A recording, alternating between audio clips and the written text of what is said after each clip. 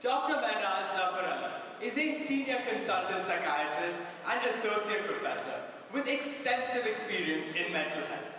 She has over 2 decades of experience in psychiatry with a focus on community and rehabilitation services.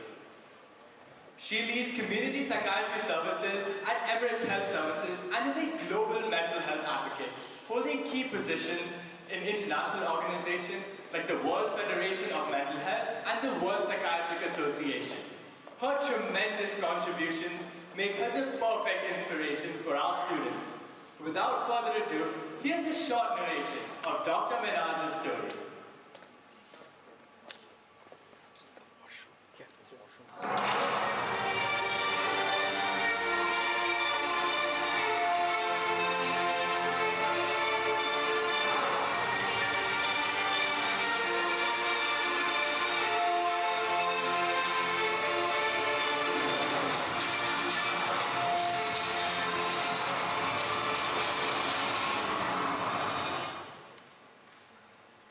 Please join us as we welcome Dr. Mehnaz Zafar Ali on stage.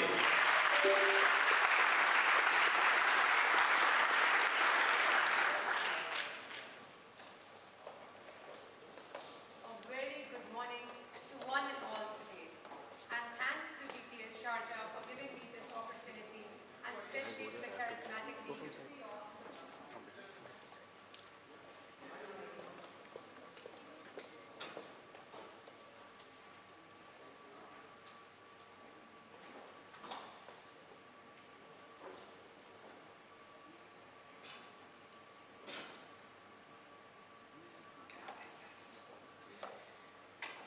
A very good morning to one and all, and thanks to DPS Sharjah for giving me this opportunity, especially to the charismatic leaders who have shaped this school to what it is. I'm Dr. Mehnaz, and thank you for this wonderful introduction. So today I am here on this beautiful place.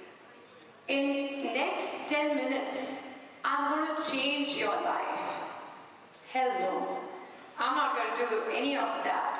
But I assure you that once you leave from here, there will be at least something that you will be able to recall when you go back home. I'll be talking about my journey and help you to unleash your potential while harnessing the power of your mind.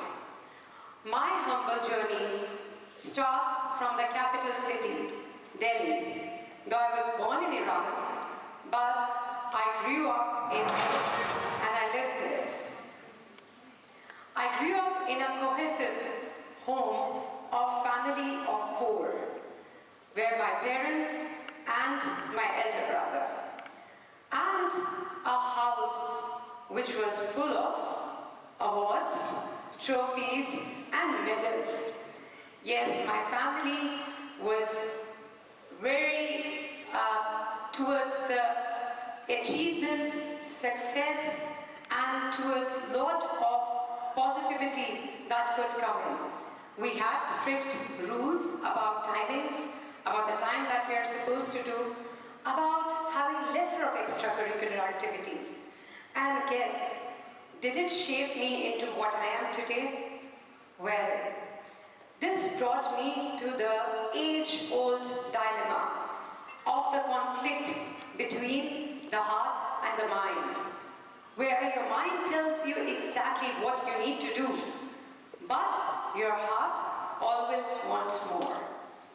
I topped every year of my med school, except for the last. Because in the last, the heart started to take me towards things that my mind kept blocking me. I did not take my gold medal. And that is when it started striking to me that I want to go and reach to the power of the mind. The power of the mind, especially, which controls us all. And sometimes our mind can be really punitive. It can be very harsh harsh, telling us what exactly we need to do, and does not let us take care of ourselves. This is when I decided to go into the field of psychiatry. I tried to learn psychiatry actually because failure was hard. Not getting to a place where you visualize yourself to you was not something very comfortable to be in. Our mind is like metaverse. Metaverse which is full of lots of things that are going on. There are lots of zones in our mind, conscious and unconscious. So every single day in our mind, we get promoted. Every single day we win a lottery. Every single day we go to the gym. And every single day we eat healthy. But this mind just wants to believe. And the reality, the harsh reality, is far away from there. So what are the barriers to actually unlocking our potential? The barriers to unlocking our potential are fear of failure. Fear of failure and peer pressure, societal pressure, the prejudice, the stereotypes that are all around us. And one of the biggest critic that we have is negative self-talk, where we don't need frenemies. We are ourselves enough. You're not good enough. Maybe what are people going to think about you? How is someone going to react to that? We do all of that, and then we do that to our kids, to our families, and our loved ones. Unleashing our potential requires a total transformational journey. And everyone's journey is unique. Everyone has different ways and reasons why they want to change. And I would be sharing about the 3 golden rules of my life. It is not something that I have discovered at a glance or something, but I have learned over the years. It has taken me a lot of time from school to university to different places, and now these are the 3 rules that I would like to bring in front of you. The first is the rule of self-love and self-belief. Yes, when we say that self-love and self-belief, does it mean a day at pedicure or manicure? Does it mean maybe a day of cheat meal day? Is it something that we are saying that having a mental health day, which was 10th of October? No, self-love is not about that. Self-love is all about putting your needs first. It is about taking care of your body, taking care of your mind, taking care of your time, taking care of your rights, standing up for yourself, and saying no to people. Now that's the very, very big problem. It's a trap that is set out for all of us. We are social animals. There is an intrinsic need for all of us to people to please everyone else. And it is a vicious cycle. You know why? When people are happy with us and we see exclamation marks in front of them, there is dopamine that triggers in our brain. The dopamine which tells us that, wow, you're worth it, you're good. And that is when we start seeking validations from everyone that we find and that everyone that we come across. Yes, this is what, even now in the world of AI, we are having robots which has been programmed to look at the facial expressions, to realize that your voice tones are kind of different, that they're reflecting anxiety, they're reflecting fear and pressure. But we as human beings, oh, we are on another level. We camouflage every that comes to us. We are saying, oh yeah, I'm doing good. So how was your day this weekend? It was great. Oh really? What exactly exciting thing or a new thing did you do this weekend? I don't really know that. So we are very good at showing that everything is just so good. By practicing self-love and self-belief, we need to do some mechanisms like visualize. So honestly, you need to visualize that you are winning a lottery ticket, or maybe you are winning an award, or you are actually in a TED talk and there are people listening to you and not sleeping. I mean, that visualization is very, very important. You know, not because you shouldn't dream, because when you dream and you see yourself, the probability of you being able to live that dream becomes much higher.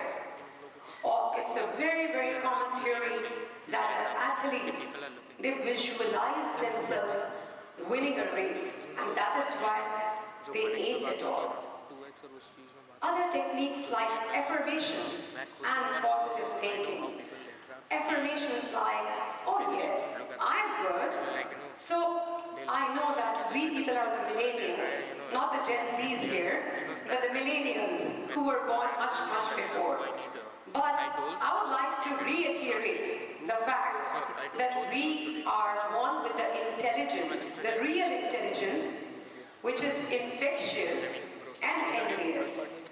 We are the ones who are bridging the gap from the Gen X to the Gen Z. And that's what makes us very, very special.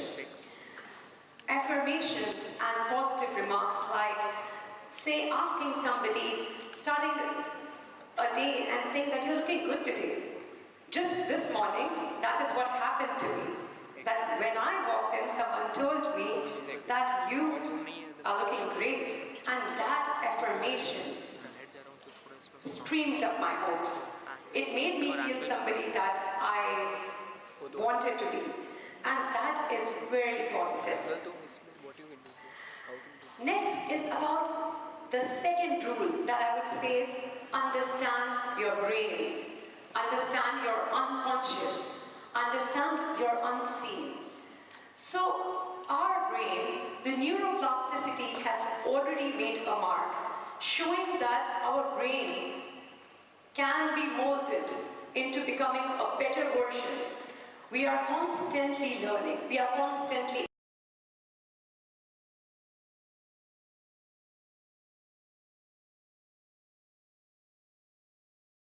Flynn effect is an effect that with every passing generation, not only the AI or the technology is growing, but human beings are becoming smarter.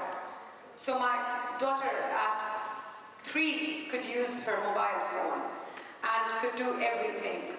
I mean, it was very surprising to me because we didn't grow up with one. And it is amazing to see that having a growth mindset can make so much of a difference. So with this difference, I have kind of gone way, way, way ahead. So I was meant to be a doctor in the beginning, and then I became a psychiatrist. And I did my residency program in India. But when I came to UAE, I only understood that the equalization of the degrees is not similar. And I was like, I'm not stopping there. I went to the UK. And that is where I did my psychiatry once again. And then I took the fellowship from the American College of Psychiatry. I said, UK, America, this is the world, and I need it all. Why should I stop? And then I became a mother. And when I became a mother, everything around my life started to change. And I started to feel that when the young kids are born and they are raised, they have a mind of their own. They imbibe a lot of you, but they have innate abilities. which needs to be harnessed. They don't even know what they're capable of. And that is when I went into the field of education. So I became an associate professor of the universities and started working with a lot of schools as well for mental health. And that is the time that there was a technological drive all across UAE. And I started getting digitalized myself. So I became the chair of the Health Information System for the Emirates Health Services. And I am the sole psychiatrist, the only doctor who's practicing psychiatry, teaching students, having my own home, and building behavioral health solutions in the entire UAE for mental health alone. When I started my journey, I was giving prescriptions on paper. And now I'm trying to find how is the easiest way to save time, to save cost, to improve access to care, to remove the barriers, how to keep patients safe during COVID, how to keep them at home. And this is what a growth mindset has given me. This didn't come automatically, but from the book by Paulo Coelho, which was very inspiring for me. And there is one line from there that I have imbibed, which is, the world is full of possibilities. You just need to be open and let everything come inside. Needless to say, I also did something very, very difficult. So doing psychiatry, doing mental health, doing the education, and doing the digital health was also easy. But what was more difficult was to learn these short forms. What is GOATed? I mean, GOATed is greatest of all times. What is FOMO? Fear of missing out. Learning the 7 names of the BTS group, which all look alike, was even so difficult. The one other thing is about not procrastinating. So this is where I would just like to briefly share the 5-second rule. Every time you're procrastinating, you're not lazy. It's just your mind is uncomfortable. It's a protective response. So one thing that you need to do is count backwards, 5, 4, 3, 2, 1, and launch. This rule is very, very powerful in activating our brains and driving all the energy through the prefrontal cortex, which is the area of planning. The third rule that I'd like to show is about moderation and consistency. So I'm a perfectionist, and this was my biggest weakness. I had very high standards in my life, and 10 years down the line, I just want to be good, but I want to be consistently good. I don't want the ups and downs, the troughs and the crescents.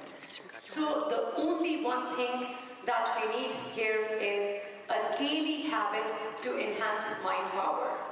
Read more, learn more, go into different trajectories. If you go to the school from this side, take a route, take an alternate route. Try to meet new people. Try to see a lot of Insta reels, but in moderation. If this is something that is fulfilling your interests. So daily we need to learn. With all this that is happening around, I have been able to achieve and make my mark in the world, where I was able to take the international designations to become the director of the World Federation of Mental Health, to become the chair of the Women Mental Health in the World Psychiatric Association, because I knew that we are limitless. I would like to end my words to all of you by this quote from His Highness Sheikh Mohammed and inspirational leader. The future belongs to those who can imagine it, design it, and execute it. It isn't something you await, but rather you create. And the future belongs to each one of you who are in this room. Thank you very much.